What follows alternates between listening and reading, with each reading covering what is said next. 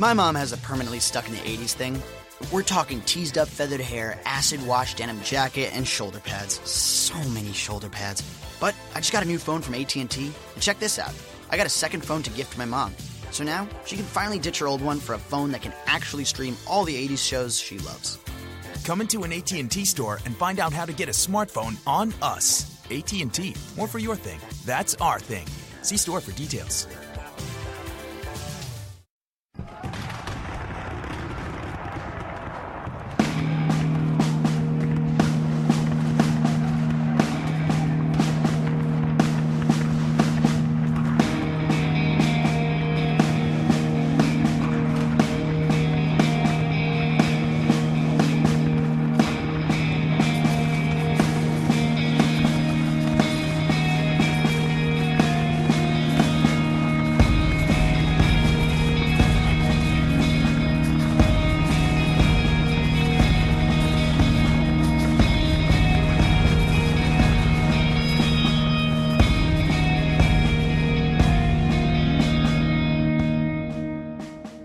Welcome to the Brief History Podcast. Brief history comprehensively packaged in under an hour, perfect for your commute, on your lunch break or in your spare time. I'm your host, Andrew Knight. Composing and producing is by Harry Edmondson. Today's episode is on the history of the SAS. Thank you for everybody who's reviewed our episodes previously. A big thank you to Alex Chu, who wrote awesome podcasts, so much more detail than I thought there would be. Great choice as well. A lot of these wars I didn't look at when I was at school, so nice to learn about them now. Also, thank you for JBM Herzog, who reached out to us on Twitter to point out that Buller's Army Corps was 45,000, not 30,000. I previously stated on the episode The Boer Wars. Entirely my fault.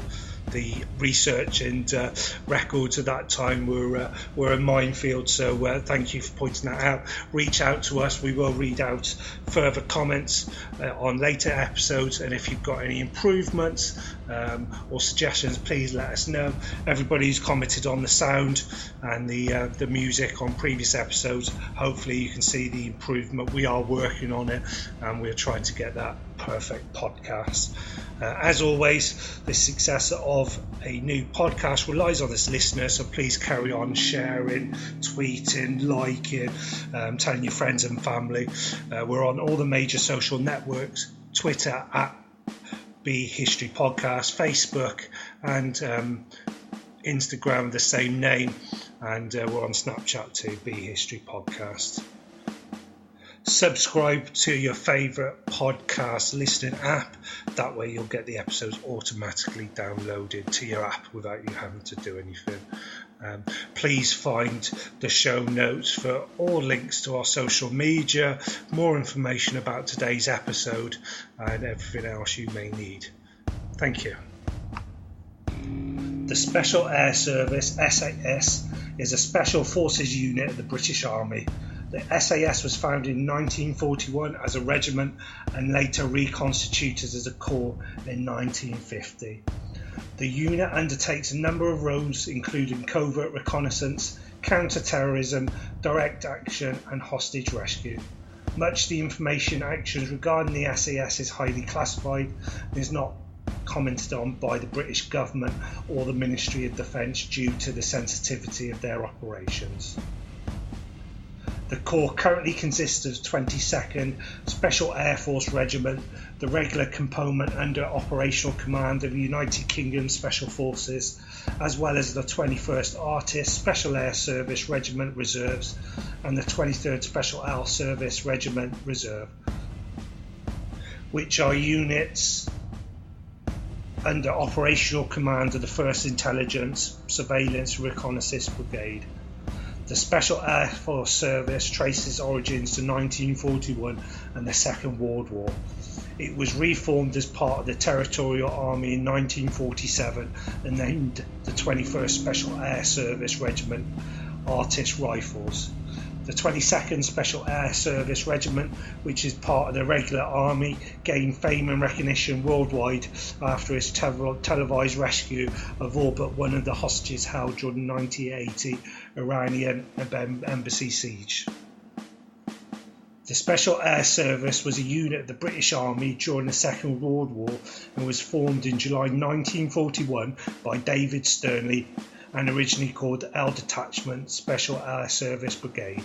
The L designation and Air Service name being a tie-in to British disinformation campaign trying to deceive the Axis into thinking there was a paratrooper regiment with numerous units operating in the area. The real SAS would prove to the Axis that the fake one existed. It was conceived as a commando force to operate behind enemy lines in North Africa campaign and initially consisted of 5 officers and 60 other ranks. Its first mission in November 1941 was a parachute drop in support of Operation Crusader offensive. Due to German resistance and adverse weather conditions, the mission was a disaster. 22 men, a third of the unit, was killed or captured. Its second mission was a major success.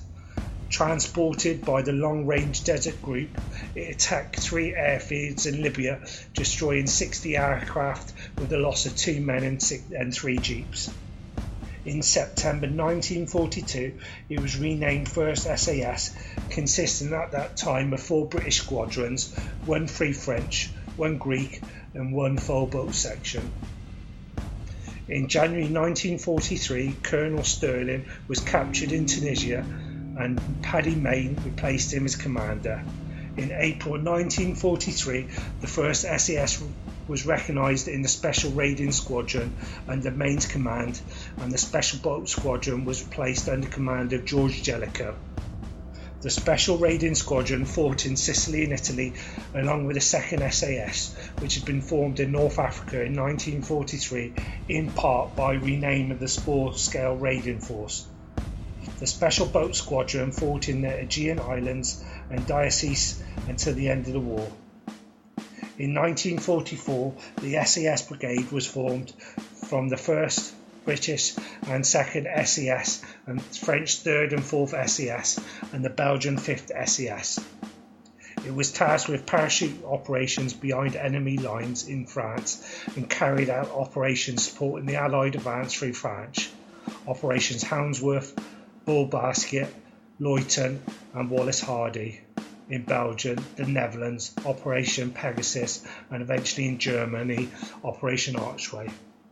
As a result of Hitler's issuing under the commando order on 18th of October 1942, the members of the unit faced the additional danger that would be summarily executed if ever captured by the Germans.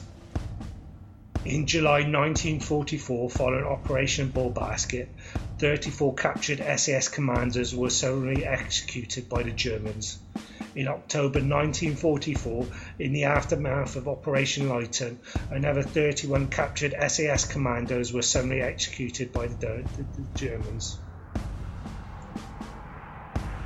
At the end of the war, the British government saw no further need for the force and disbanded it on the 8th of October 1945. The following year, it was decided there was a need for a long-term deep penetration commando unit, and a new SAS regiment was raised as part of the Territorial Army.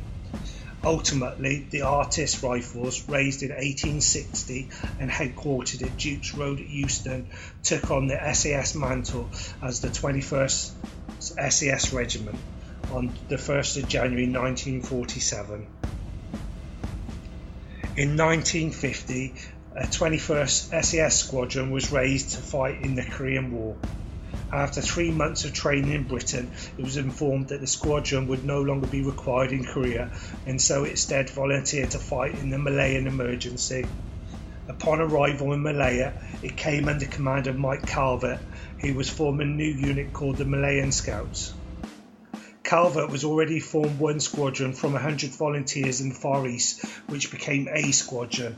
The 21st SAS Squadron then became B Squadron, and after a recruitment visit to Rhodesia by Calvert, C Squadron was formed from 1,000 Rhodesian volunteers. The Rhodesians returned home after 3 years' service and were replaced by a New Zealand squadron. By this time, the need for a regular Army SAS regiment was recognised, and the 22nd SAS regiment was formed, added to the Army list, and in 1952 it had been based at Hereford since 1960.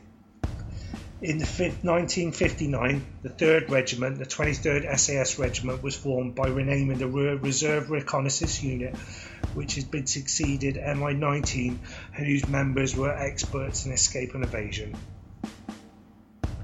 Since serving in Malaya, men from the regular Army 22nd SAS Regiment had taken part in covert reconnaissance and surveillance by patrols and some larger scale raider missions in Borneo. An operation against the communist guerrillas included the Battle of Mirbat in Oman. They had also taken part in operations in Adan Emergency, Northern Ireland and Gambia. Their Special Projects team assisted the West German counter-terrorism group GSG-9 at Mogadishu. The SAS counter-terrorist wing famously took part in a hostage rescue operation during the Iranian embassy siege in London. During the Falklands War, B Squadron was prepared for Operation Mikado before it was subsequently cancelled, while D and G squadrons were deployed and participated in raids on Pebble Island. Operation Flavius was a controversial operation in Gibraltar against the Provisional Irish Republican Army, the PRRA. 22 SAS also directed NATO aircraft onto Serbian positions and hunted war criminals in Bosnia. They were also involved in the Kosovo War, helping KLA guerrillas behind Serbian lines. According to Albanian sources, one SAS sergeant was killed by Serbian special forces. The Gulf War, in which A, B and D squadrons deployed, was the largest SAS mobilisation since the Second World War, also notable for the failure of Bravo 20 mission. In Sierra Leone, it took part in Operation Paratrooper, a hostage rescue operation to extract members of the Royal Irish Regiment. Following the September 11 attacks on the United States by Al-Qaeda in 2001, 2 core squadrons of 22 SAS, reinforced by members of both the territorial SAS units, deployed to Afghanistan as part of the coalition invasion and start of the war in Afghanistan from 2001 to present, to dismantle and destroy Al-Qaeda and deny its base of safe operations in Afghanistan by removing the Taliban from power in the war on terror. The regiment carried out Operation Trent, the largest operation in its history, which included its first wartime HALO parachute jump, high altitude low opening parachute jump.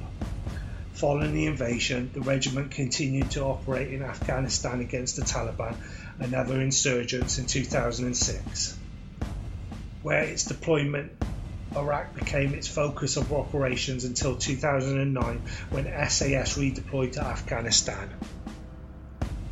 The regiment took part in the Iraq War, notably carrying out operations in Iraq before the 2003 invasion.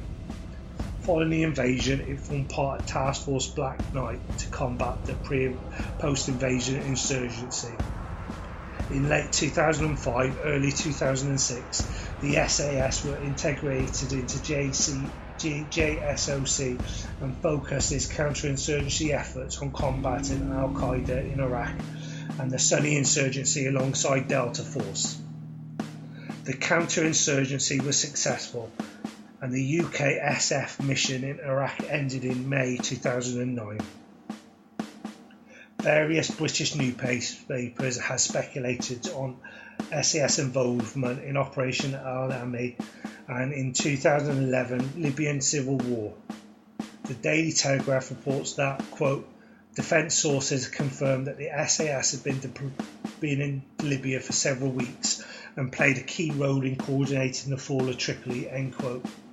While the Guardian reports, quote, they've been acting as forward air controllers, directing pilots to targets and communicating with NATO operational commanders.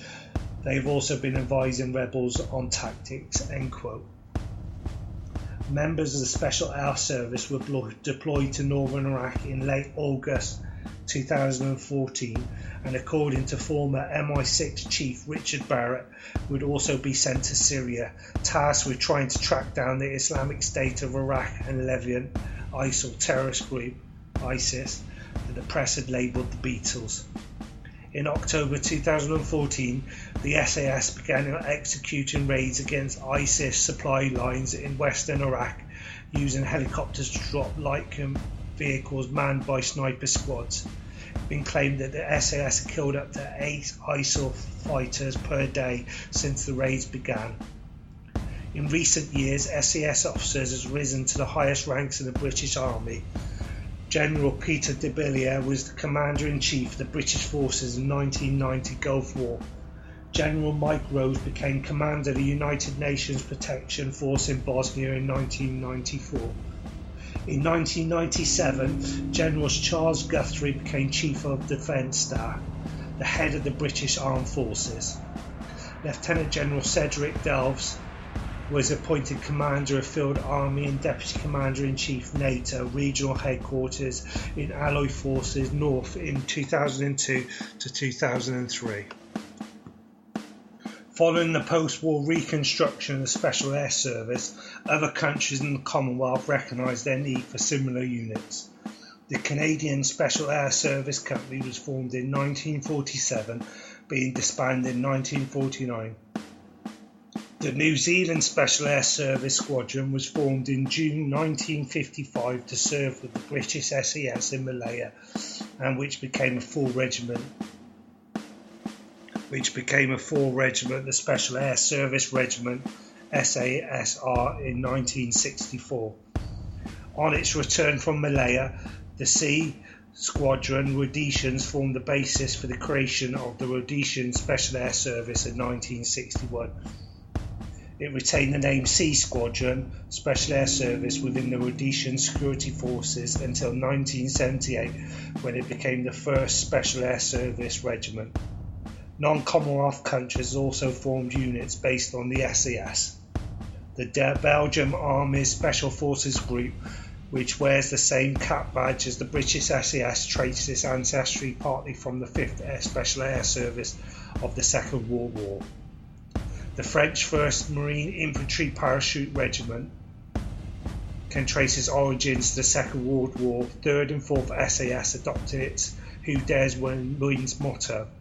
The American 1st Special Forces Operation Detachment Delta was formed by Colonel Charles Alvin Beckworth, who served with the 22nd SAS and an exchange officer, and recognised the need for a similar unit in the United States Army.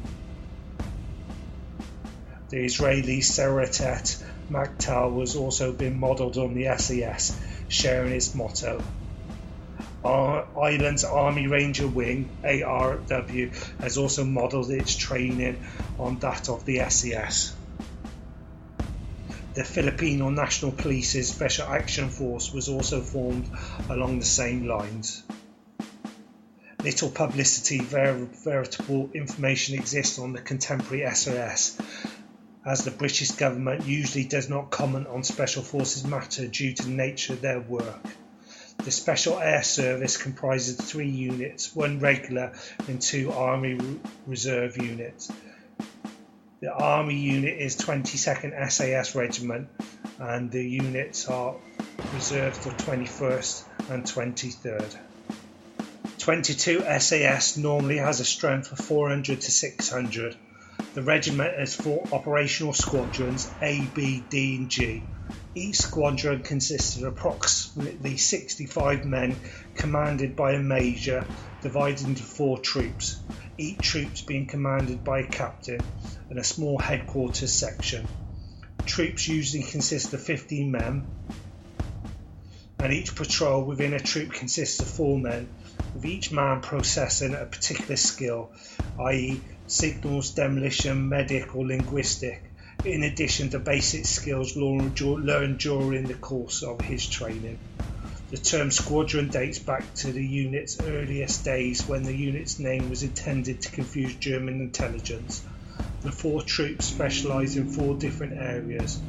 Boat troop specialised in maritime skills, including diving, using rebreathers, using kayaks, canoes, and rigid-hulled inflatable boats, and often trained with the Special Boat Service.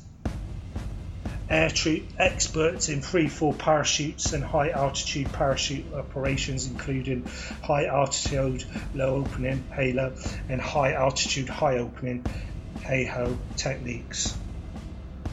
Mobility troop specialists in using vehicles and are experts in desert warfare.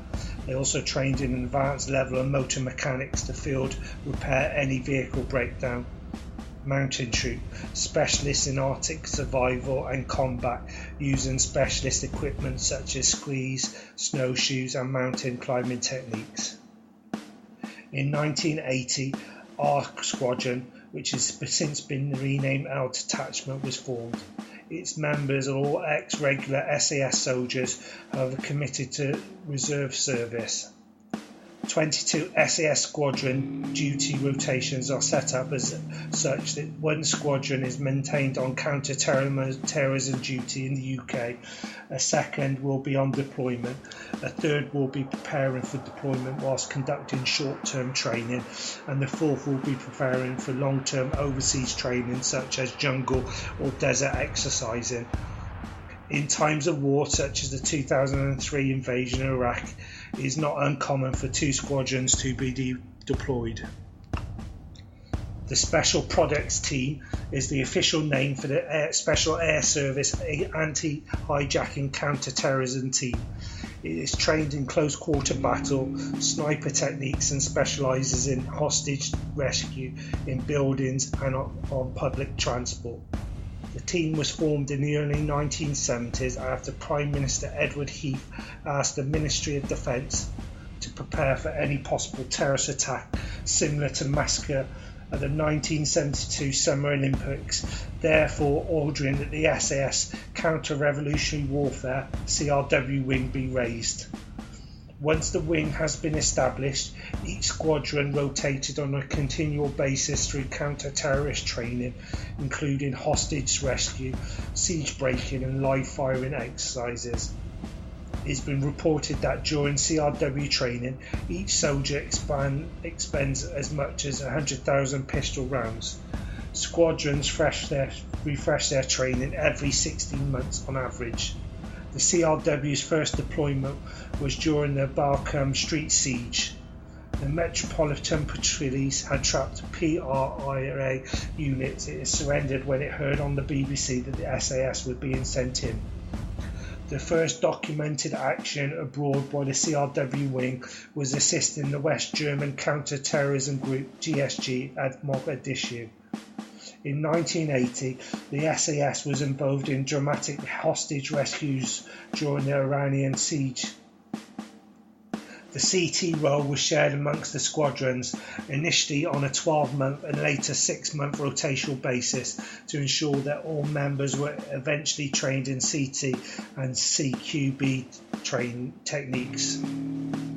The SAS trained for CT role at Portrillis Army Training Area in a facility that includes the Killing House, the official name of the Close Quarter Battle House, and part of the Boeing 747 airliner that can be reconfigured to match the internal layouts of virtually any commercial aircraft.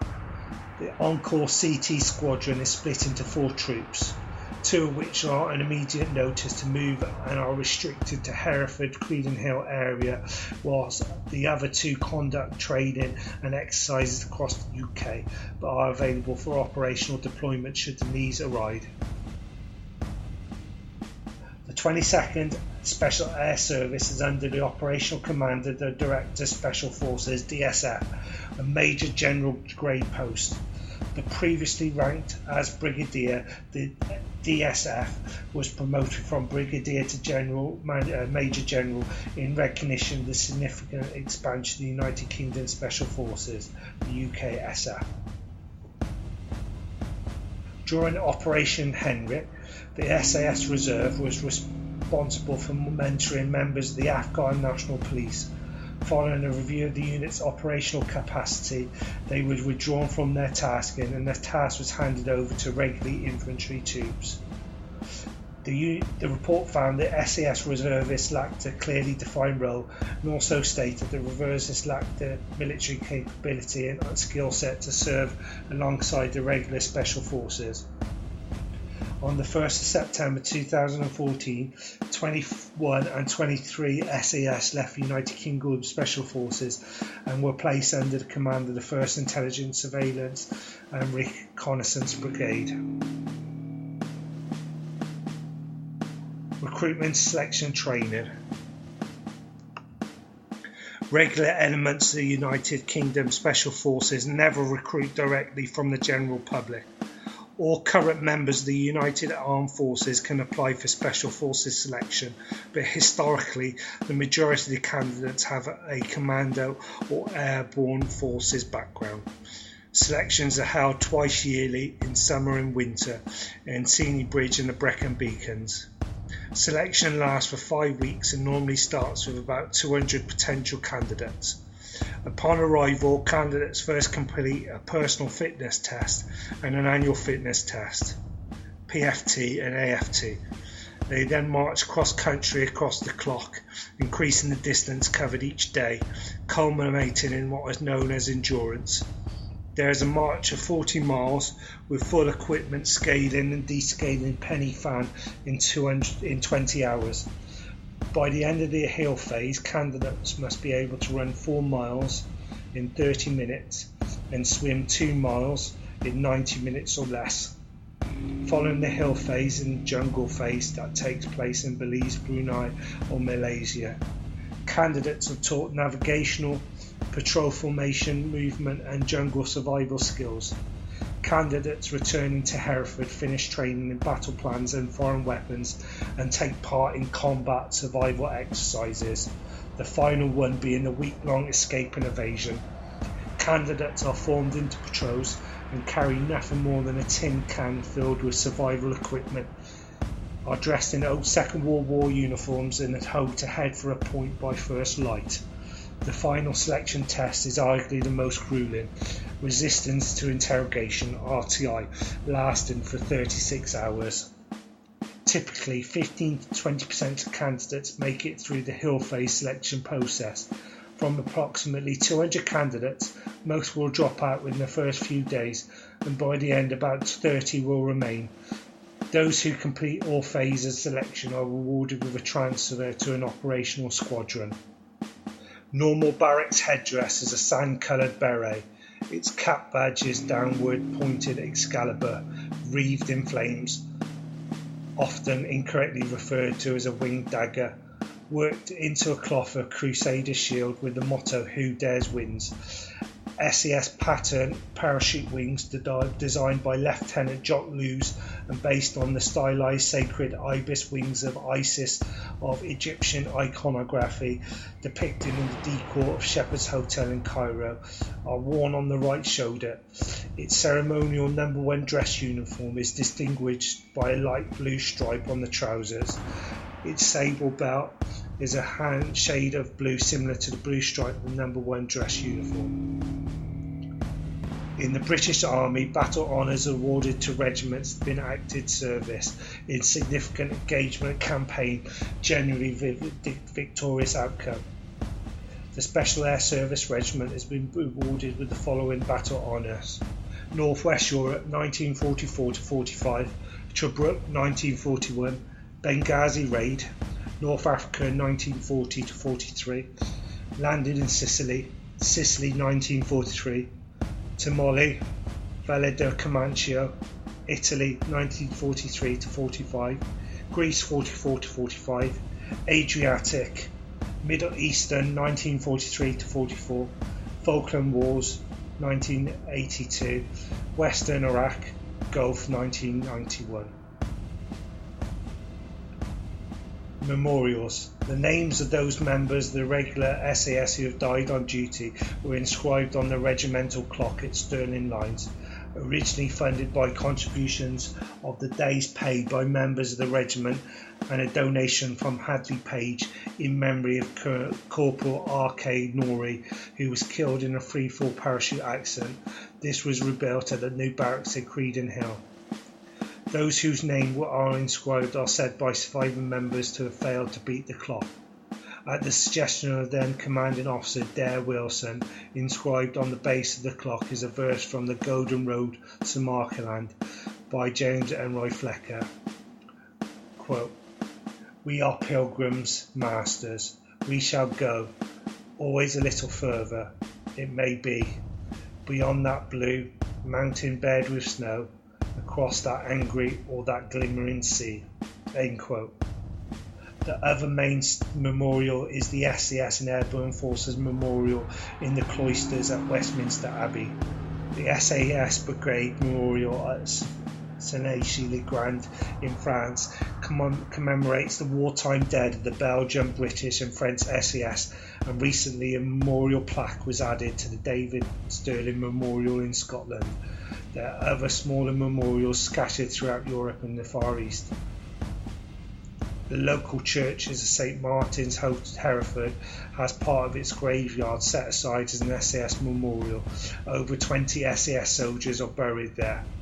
There is also a wall of remembrance displaying memorial plaques to some of whom could not be buried, including 18 SAS men who lost their lives in the Sea King helicopter crash during the Falklands campaign on the 19th of May 1982.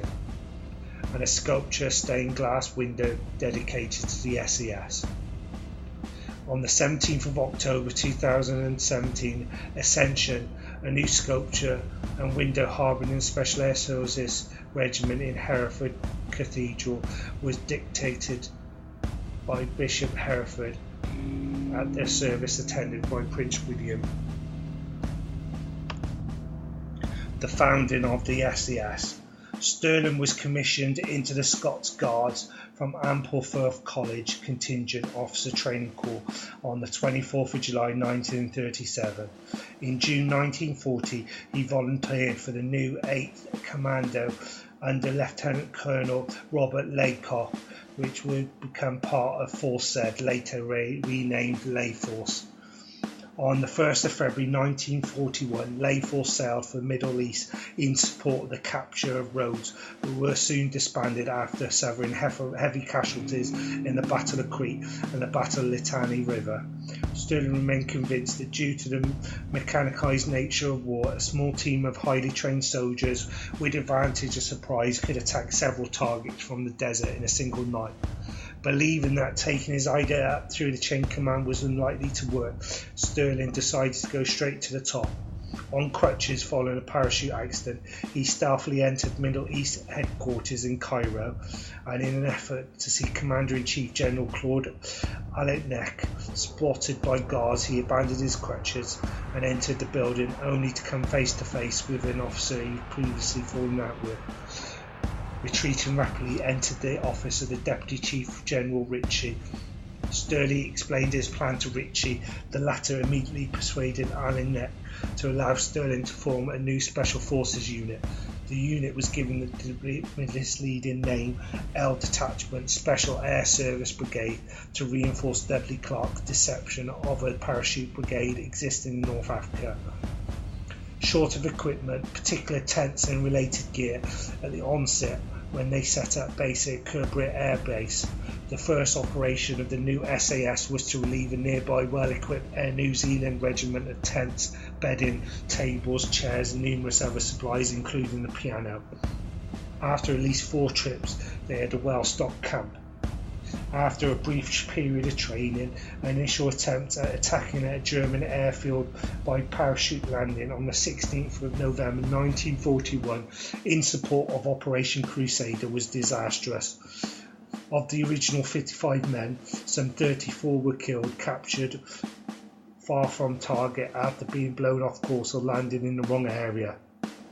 During one of the biggest storms hit the area, escaping with the help of the long-range desert group, who were designated to pick up the unit after the attack. Stirling agreed that approaching by land under cover of darkness would be the safer and more effective than parachuting. As quickly as possible, he organised raids on ports using this simple method, often bluffing through checkpoints at night using language skills of some of his soldiers.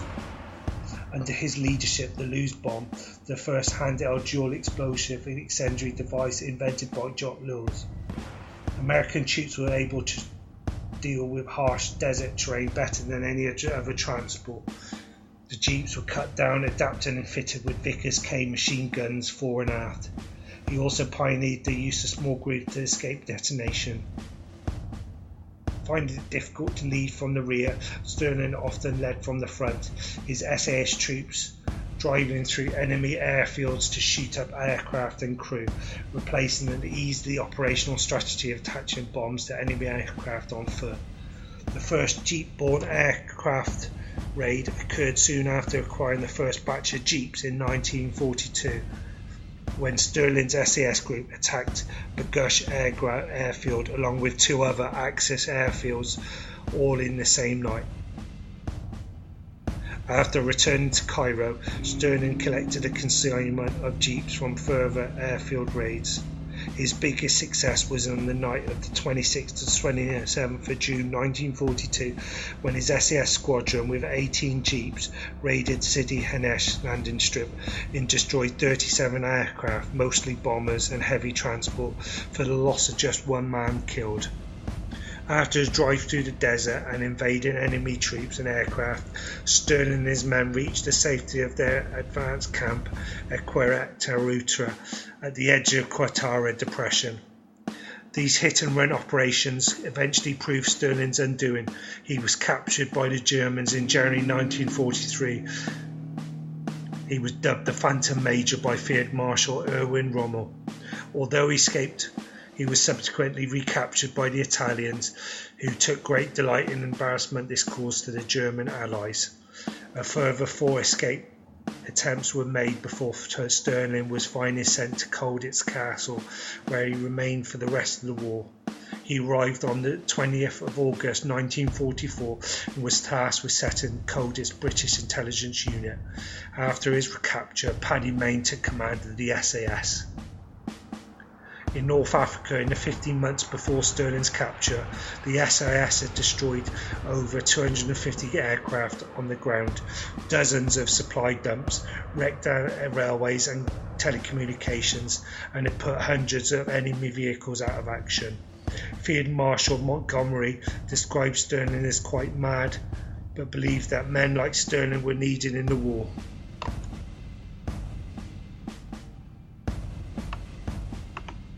Thank you for listening to the Brief History Podcast, this week's episode on the SAS. Please share, like, follow, subscribe on all our social media sites, especially on your favourite podcast listening app, as if you subscribe, you don't need to then download the episode. It will be downloaded for you automatically.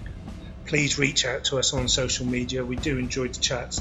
Let me know of any previous podcasts, if there's any mistakes, if you've got any improvement, or if you just want to tell us, like other people have, how much you enjoy it. We really do like reading the reviews. Please may it continue. I've been your host, Andrew Knight, and we'll see you next week.